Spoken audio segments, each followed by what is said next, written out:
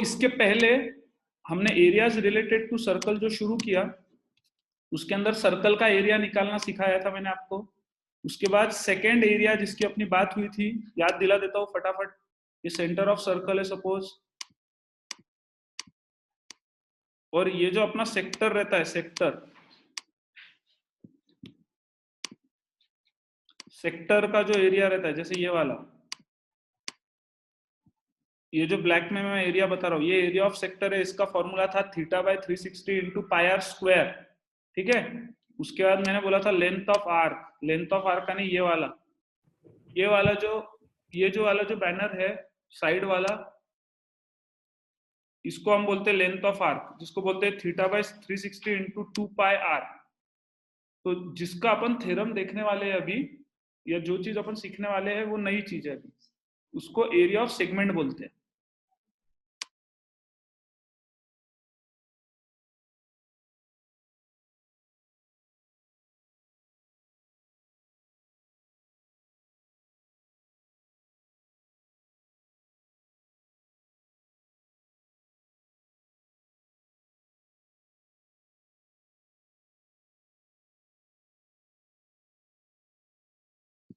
तो अभी जो हमको देखना है उसके बारे में मैं बता रहा हूं, ध्यान से सुनिए।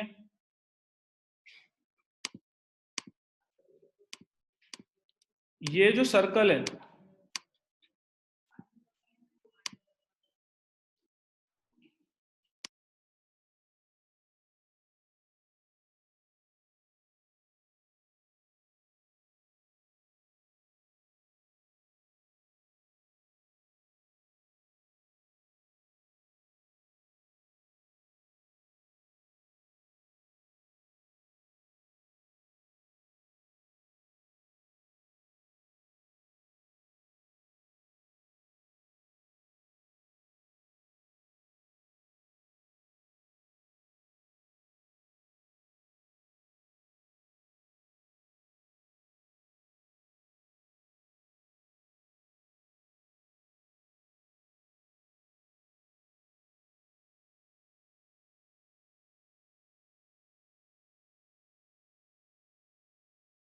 हाँ okay okay, let's continue now.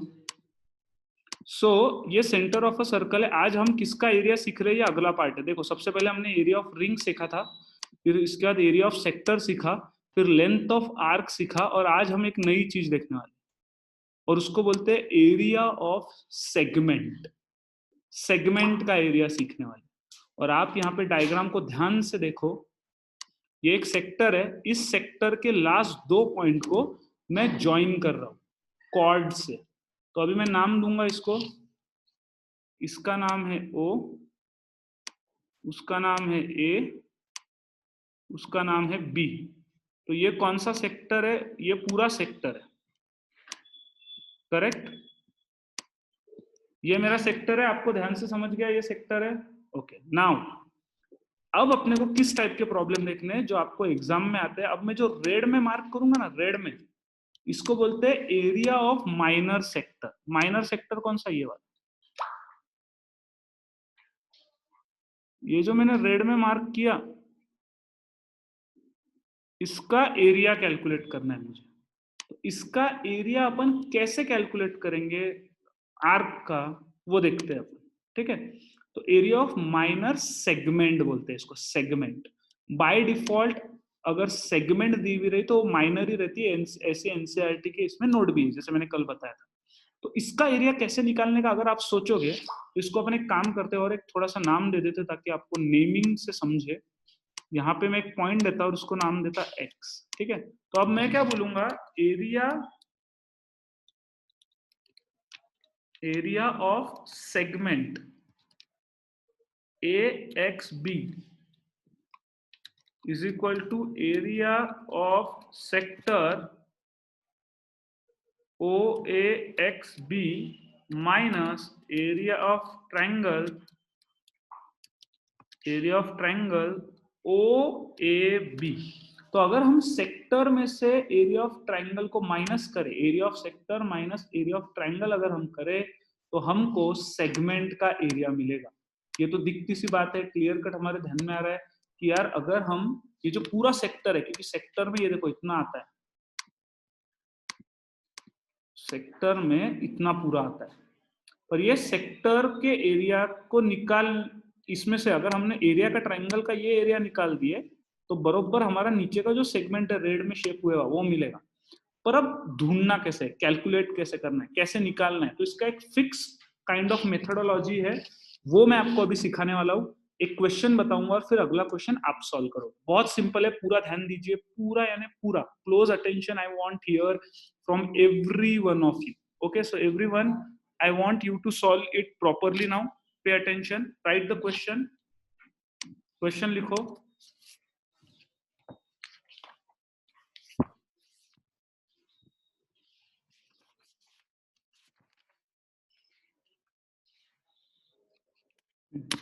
Find. Question लिखो, guys.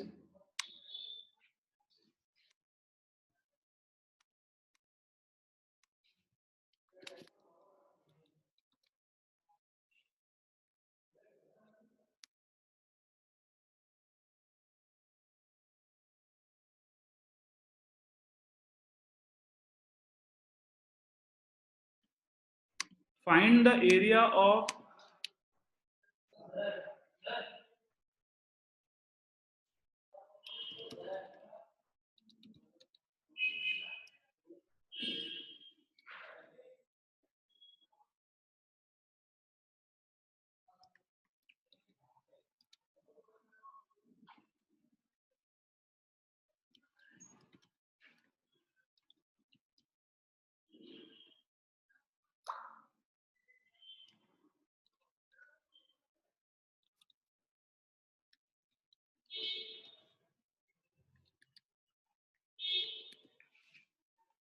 use pi is equal to 22/7.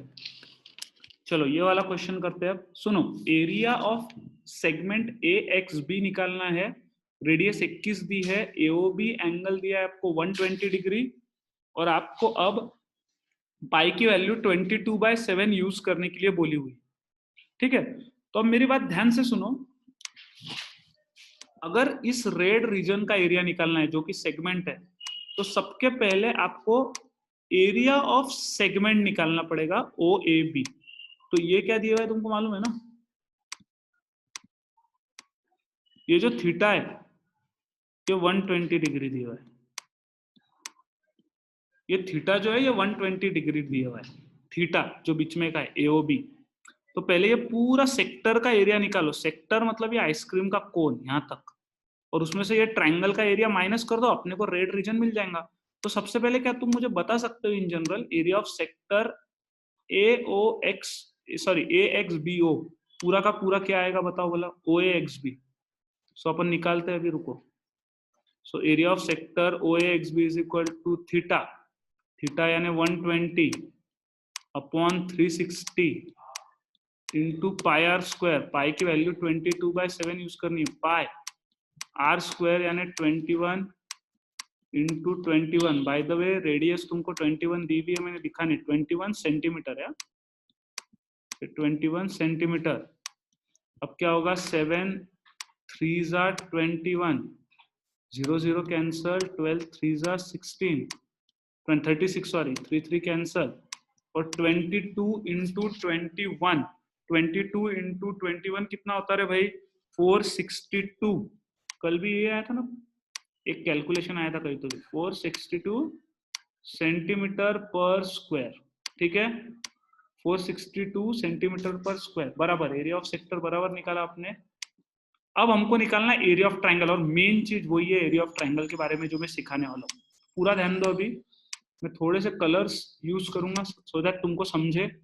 सबसे पहली बात, ये जो सर्कल है और ए बी कॉर्ड है, तो ए बी कॉर्ड पे मैं परपेंडिकुलर डालूंगा। सो तुमको 9th में एक थ्योरम था, perpendicular on a chord bisect the chord, तो ये 90 डिग्री होता है ऑटोमेटिक। ये ए, इसको मैं एक नाम दे देता हूँ ए एम, ए एम, तो A M will be is equal to M B, ये 90 डिग्री, ये कॉमन कॉर्ड, और जैसे ये ऑब्वियसली ये 90 डिग्री है, ये कॉमन कॉर्ड है, ये एंगल सेम है, तो by S S test angle similar ही होंगे, हर बार ऐसे होगा, तो ये एंगल इज इक्वल टू ये एंगल। मतलब ये दोनों बाइसेक्टर है एक्चुअली, परपेंडिकुलर बाइसेक्टर रहता है हमेशा। ये 120 डिग्री है तो ऑब्वियसली इधर का रहेगा 60 डिग्री और इधर का रहेगा 60 डिग्री। और तुमको ना ओ एम भी निकालनी है और ए बी भी निकालनी है, क्योंकि area of triangle O A B क्या आएगा, हाफ इंटू बेस, बेस है ए बी और हाइट है O M, O M height है और A B base, A B into O M, half into base into height. तो O M निकालना है, ए बी निकालना है, और ए एम और एम बी भी सेम है, तो पहले ओ एम ए एम निकालो, ओ एम ए एम मतलब ये दोनों, ये वाली एक लाइन और ये वाली निकालो, इसके डबल ये पूरी वाली हो जाती है तो भी हो जाएगा। तो अपन क्या करेंगे, पहले ये 60 डिग्री है, थीटा 60 डिग्री और हाइपोटेनियस है 31, तो मुझे बताओ साइन 60 कितना आएगा, साइन 60 इस देखो, हाँ एक मिनट ट्राइंगल बताना पड़ेगा। In triangle O M A, in triangle O M A sine 60 degree is equal to sine 60 degree, sine मतलब अपोजिट अपॉन हाइपोटेन्यूज, तो साइन 60 डिग्री कितनी रहती है, अपोजिट क्या है ए एम अपॉन हाइपोटेन्यूज कितनी है ओ ए। अब साइन 60 तुमको मालूम है कितना आता है, 1/2 1/√2 √3/2, तो साइन 60 मतलब √3/2, और ए एम नहीं पता कितनी है अपने को, ए एम ही निकालना है, पर ओ ए पता है, ओ ए कितनी है 21, सो 21 इधर चले जाएगा, 21 √3 upon 2 is equal to A M, A M मिल गया। हमेशा ऐसा ए एम मिलेगा तुमको, एक थीटा, ये जो ओरिजिनल थीटा रहेगा उसके आधे आधे टुकड़े करके 2 थीटा मिल जाएंगे, फिर उसका साइन कॉस टैन लेके बाकी के सेगमेंट मिल जाएंगे। ए एम मिल गया तो ए बी चाहिए अपने को, ए बी, यहाँ पे देखो अपने को ए बी चाहिए, A B is double of O M, तो ए जो तुम्हारा ओ एम मिला, ओ एम उसको 2 से मल्टीप्लाई करो, हो गया ए बी, क्योंकि ए एम और एम बी सेम है, तो A B is equal to twice into A M, so 2 into 21 √3 upon 2, तो 2 कैंसल, 21 √3, तो ये मिल गया 21 √3। अब ओ एम निकालना है, ओ एम मतलब ये साइड, ग्रीन पेन से बताता हूँ, ये वाली साइड, क्योंकि ए एम पहले मिल गया तो उसकी डबल ए बी भी मिल गई। अब ओ एम ढूंढना है, ओ एम कॉस 60 पकड़ो, उसके बाजू में एडजेसेंट अपॉन हाइपोटेनियस हो जाएगा ना, तो कॉस इसी ट्राइंगल में cos 60 degree is equal two adjacent upon hypotenuse, तो एडजेसेंट कितनी ओ एम अपॉन हाइपोटेनियस कितनी है ए ओ, तो कॉस 60 यानी कितना रहता है 1/2, ओ एम पता नहीं कितना है, और ए ओ आएगा 21/2 O M, O M is equal to 21/2 लिख लेते हैं अपन, 21/2, ठीक है। चलो एरिया ऑफ ट्राइंगल इसमें डालो, half into base A B कितना है 21 √3 इंटू 21/2, ठीक है, 21/2 21 √3। अब इसको अगर अपन सॉल्व करें तो ये तुम्हारा एरिया ऑफ ट्राइंगल है, इसको अपन कैसे कर सकते हैं, 21 इंटू 21 441, देखो 21 इंटू 21 441, √3 को वैसे रहने दे रहा हूं मैं, और नीचे 2 इंटू 2 4, तो इसको सॉल्व नहीं करेंगे अपन, डिटेल में सॉल्व नहीं करेंगे, अब सिर्फ final area, area of segment A X B कितना आएगा, तो major sector O A X B मतलब 462 माइनस 441 इंटू √3 अपॉन 4 हो गया। और इसमें से अगर तुम देखोगे 462 यानी 22 इंटू 21 था ना रे ओरिजिनली, तो इसका फाइनल बुक में आंसर क्या दिया हुआ है मालूम है क्या, 21 को उन्होंने कॉमन निकाला, और ये भी 441 है 21 इंटू 21, तो वो क्या करता, फाइनल आंसर वो लिखता है 21, और दोनों में से 4 कॉमन निकाला उसने। तुम बोलोगे 462 में तो 4 नहीं है, बराबर है, पर वो जब इंटरनल जाता अंदर उसको 21 से मल्टीप्लाई किया उसने, यहाँ पे 88 लिख दिया 4 की जगह, पर ठीक है तुम यही आंसर रखो, जाने दो, तो बुक वाले आंसर वैसे भी इतना करने की जरूरत नहीं, एक्सटेंड, ये राइट आंसर है, खत्म यहाँ पे आंसर। अब मेरे को बताओ क्या तुमको सच में समझा मैंने क्या बताया? थोड़ा सा कॉम्प्लेक्स लगा या इजी लगा या कैसे लगा?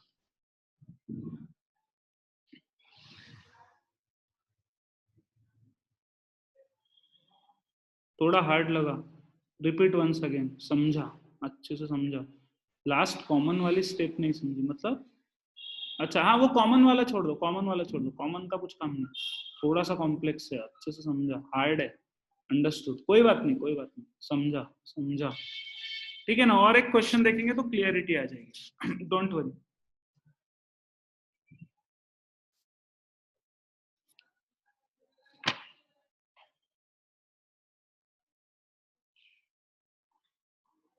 अब ये वाला देखो,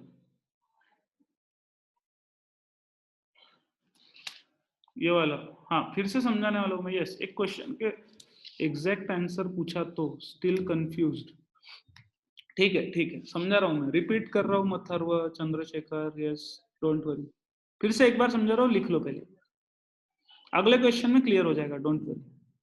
एरिया ऑफ ट्रायंगल निकालना इंपॉर्टेंट है सिर्फ। चलो एक काम करते हैं, सिर्फ एरिया ऑफ ट्रायंगल के बारे में समझते हैं। हाँ, एरिया ऑफ ट्रायंगल ही समझा रहा हूँ। यस रसिका, रसिका काळे, यस मैडम। पहले एक बार लिख लो, फिर से समझाता हूँ, डोंट वरी।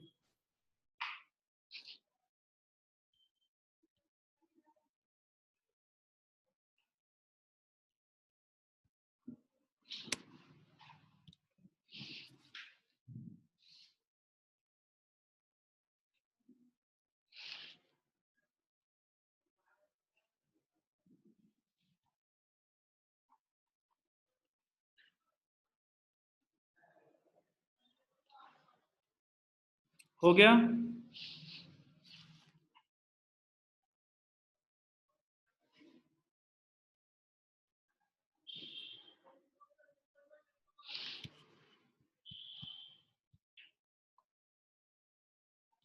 हाँ, फाइनल आंसर है 462 माइनस 441√3/4। मैं क्या करता हूँ मालूम है, इसमें मेन तुमको जो हार्ड जा रहा है ना, एरिया ऑफ ट्रायंगल, वही सिखा था, वही मेन है बस। वो समझा तो तुमको वो ध्यान में, पहले वही सिखा था एक बार, फिर तुमको कंप्लीट आइडिया आ जाएगी।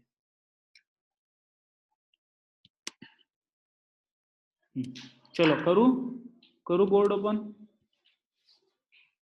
हो गया लिख के? डन राइटिंग, यस और नो? अच्छा, वो थ्योरम भी नहीं याद आ रहा तुमको, 9th वाला? ठीक है ठीक है, no problem, I will explain that again.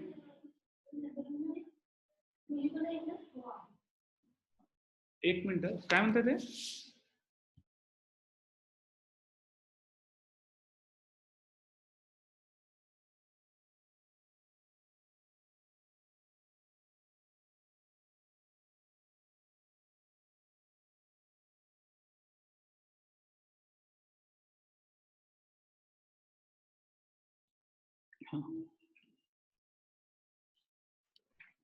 Okay, done writing. तो चलो और एक क्वेश्चन करते हैं, समझा था, सब रिपीट करता मैं 9th स्टैंडर्ड का भी।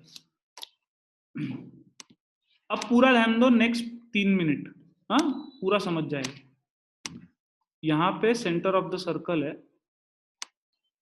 वहां से ये सेक्टर निकाला, ये सेक्टर का एरिया निकालता था, ये जो अभी आइसक्रीम का कोन दिख रहा है वो, इसमें से अगर मैं एरिया ऑफ ट्रायंगल ऊपर का माइनस कर दूं तो नीचे का सेगमेंट रहता है। तो मैं तुमको बोल रहा हूँ एरिया ऑफ ट्रायंगल कैसे निकालते हैं हम जनरली। ये देखो, ये सर्कल से, ये जो नीचे की कॉर्ड है, कॉर्ड का नाम लेते हैं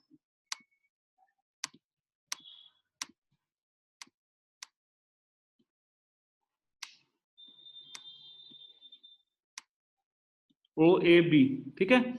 ए बी नाम की कॉर्ड है, ओ ए और ओ बी एक रेडियस है। तो ओ से ए बी पे परपेंडिकुलर डाला, परपेंडिकुलर। जैसे बेटा हम परपेंडिकुलर डालते ना, तो वेदांत थ्योरम क्या है सुनो, जब हम सर्कल के सेंटर से परपेंडिकुलर डालते हैं कॉर्ड पे, तो वो कॉर्ड को भी बाइसेक्ट करता, नीचे बाइसेक्ट करता, दो इक्वल टुकड़ों में तोड़ता है, दो इक्वल तोड़ों में, एक टुकड़ों में तोड़ता, मतलब A C is equal to C B plus दो इक्वल एंगल में भी ब्रेक करता, तो वो एंगल बाइसेक्टर रहता। हर परपेंडिकुलर कॉर्ड पे सर्कल से नीचे के सेगमेंट को, कॉर्ड को इक्वल हिस्सों में भी तोड़ता है, एंगल भी इक्वल होते हैं। तो जैसे AOC is equal to COB, AC is equal to CB, ये थ्योरम थे तुमको अलग अलग 9th स्टैंडर्ड में। तो अब इसमें क्या दिया हुआ है तुमको, सपोज सीधा सीधा question, area of segment AXB निकालो, AXB। तो AXB निकालना है ना, तो मैं इसको यहाँ पे AX दे देता हूँ नाम, ये नीचे नाम है X है, और C वाला ये पॉइंट है ऊपर का। तो मैं क्या बोल रहा हूँ, एरिया ऑफ सेक्टर, और हाँ थीटा दिया हुआ है तुमको, पूरा थीटा दिया हुआ है सपोज, या एंगल AO भी बोल सकते हैं इसको, AOB अगर 60 डिग्री दिया हुआ है बेटा, 60 डिग्री, तो ये वाला जो छोटा है AOC, ये 30 डिग्री हो जाएगा ऊपर का, ये 30 डिग्री। पहले तो एंगल छोटे आधे आधे कर लेना, जो ओरिजिनल थीटा है उसके आधे आधे कर लेना। फिर रेडियस बोले हुआ है फॉर एग्जांपल तुमको सपोज 7 सेंटीमीटर, तो AO हो गया 7, OB हो गया 7। तो एंगल को आधा आधा कर लेना, जैसे 60 को मैंने आधा आधा किया, 30, रेडियस रहेंगी 7 सेंटीमीटर, जैसे कि वैसे जो दी हुई है वो। अब इन ट्रायंगल OCA में साइन 30 जब मैं लूंगा, साइन 30 क्या रहता है, अपोजिट अपॉन हाइपोटेनियस। तो AC यानी opposite upon hypotenuse is OA। तो साइन 30 डिग्री कितना आता है, 1/2, साइन 30 डिग्री आएगा। ये छोटे वाले ट्रायंगल की बात कर रहा हूँ मैं, ये वाले सिर्फ आधे हाथ की। 1/2 इज इक्वल टू AC मालूम नहीं कितना है, OA मालूम है, रेडियस 7, तो 7 इधर चले जाएगा, 3.5 centimetre is equal to AC। और मुझे AC नहीं चाहिए, एरिया ऑफ ट्रायंगल के लिए हाफ इंटू पूरा AB base into height OC चाहिए। तो मेरे को AC मिल गया ना, AC मिलते से AB ले लेने का। तो AB क्या आएगा, twice of AC। AB 3.2 into 2 is 7 centimetre, AB मिल गया, मतलब बेस मिल गया मुझे, ये वाला, ये बेस मिल गया। अब हाइट चाहिए, हाइट क्या है, OC हाइट है, तो बोलो साइन 30 लिया ना, अब कॉस 30 लो। वो एंगल का एक बार साइन लो ना, एक बार कॉस लो, ये भी पार्ट कर लिया तो भी चलता। एक बार साइन लो, कॉस 30 क्या आता, √3/2, और एडजेसेंट अपॉन हाइपोटेनियस, एडजेसेंट कितनी, OC नहीं मालूम, OC निकालनी थी ना, हाइपोटेनियस OA यानी 7, तो ये आएगा 7√3/2 इज इक्वल टू OC। अब एरिया ऑफ ट्रायंगल क्या है, half into AB into half into AB into OC। तो area of triangle is equal to half into base that is 7, और हाइट 7√3/2, तो 49√3/4। ये काय का एरिया है, एरिया ऑफ ट्रायंगल। और एरिया ऑफ सेक्टर में से ये 49√3/4 माइनस कर दो, एरिया ऑफ सेगमेंट मिलेगा। क्या तुमको अब समझा? वैसे लेक्चर का टाइम खत्म हो रहा है, मैं आगे फिर से समझाने वाला हूँ, जब तक तुमको समझेगा नहीं घबराओ मत, बहुत टाइम है हमारे पास। सो हैव यू अंडरस्टूड और not, please tell me, have you understood और नॉट? आप समझा क्या, हार्ड है क्या, इजी है क्या? अरे मतलब क्या है, हर बार जो रुतुरपन, हर बार क्या करना है, जो थीटा है, अरे रूट की सब्ट्रैक्शन नहीं करनी है, सर वही तक ही रहने देना है। मैं समझाऊंगा उसके आगे जाना कैसा है, पहले ये समझ लो, थीटा का आधा आधा करने का, साइन लेने का, कॉस लेने का, रेडियस दिया हुआ ही रहता, उससे से बीच में की और नीचे की साइड मिल जाती, एरिया ऑफ ट्रायंगल निकल जाता, और एरिया ऑफ सेक्टर में से वो माइनस। Now clear? हाँ वेदांशु, वेरी गुड। और अगर क्लियर नहीं भी हुआ तो भी मैं क्लियर करूंगा। मैथमेटिक्स के बारे में सिर्फ हार्ड चैप्टर दिमाग में रखो, देखना जब एग्जाम आएंगे तब तक पूरा कंप्लीट हो जाएगा। हाँ हमेशा साइन कॉस ही लेना है रुतुरपन, क्योंकि साइन से अपोजिट साइड मिल जाती, मल्टीप्लाई बाय 2 किया तो बेस मिल जाता, कॉस से ये बन जाता बीच में की। हाँ यहाँ तक ही रहने दो, अभी के लिए यहाँ तक ही रहने दो वृषाली, आगे करना है बोलना पर मैं तुमको बताऊंगा तब। पहले इसमें कंफर्टेबल हो जाओ, इसमें कंफर्टेबल हो जाए तो कॉमन निकालना बहुत ही इजी बात, समझा क्या? सर थर्ड साइड पाइथागोरस से निकाला तो चल रहा है, यस यस यस, पाइथागोरस से भी निकाला, विधि तो सेम ही आंसर आएगा। समझ गया सर, अब अच्छे से समझा, परफेक्ट समझा, हाँ सर समझा सर। हाँ थर्ड थ्योरम जैसे मैंने बोला पाइथागोरस से सेम आएगा, समझा सर, समझा, ओके ठीक है गाइस। ठीक है then, so today we'll stop here only. Library instructions are clear. Study hard and study well. Okay, and those who are test ready student will have to come here, and I hope Chikhli student have got their that got their question papers. और तुम सब लोगों को fees पे करने की deadline जा चुकी है। अब आज तुम अगर फी नहीं पे करोगे तो तुमको क्लास में ही नहीं बैठने दूंगा। तुम्हारे बहुत नाटक चालू है। क्विकली पे the fees and complete the fees. Thank you very much.